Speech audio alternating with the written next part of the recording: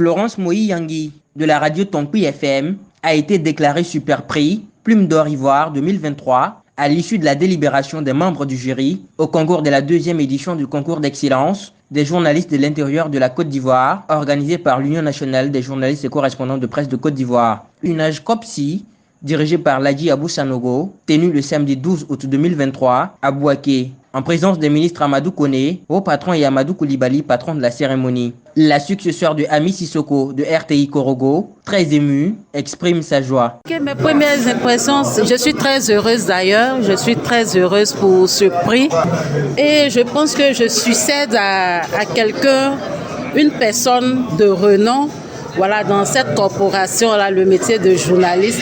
Et je suis fière. Ce prix-là, je le dédie à tous les journalistes correspondants de presse de Côte d'Ivoire. Parce que c'est nous qui sommes honorés à travers ce prix. Le ministre des Transports, Amadou Koné, ayant contribué à l'organisation de la cérémonie, a encouragé les journalistes à être à la pointe de l'information, non sans promettre les soutenir dans toutes les initiatives, surtout ceux en service à Bouaké, à qui du matériel informatique sera offert dans les prochains jours. Il est impératif que les journaux, l'ensemble des médias nationaux puissent continuer à vivre.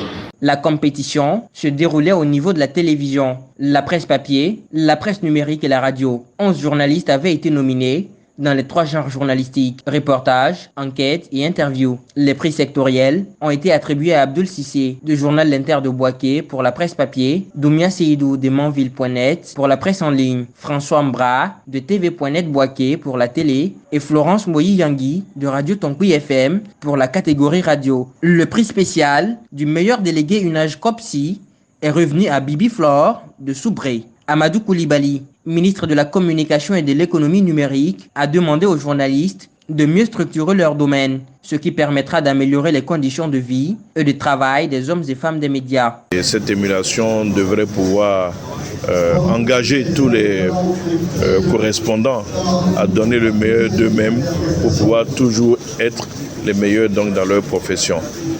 Au-delà, ce qu'il faut saluer, c'est l'union. Dont l'un des objectifs est justement donc d'assainir et de rendre professionnel le métier de journaliste.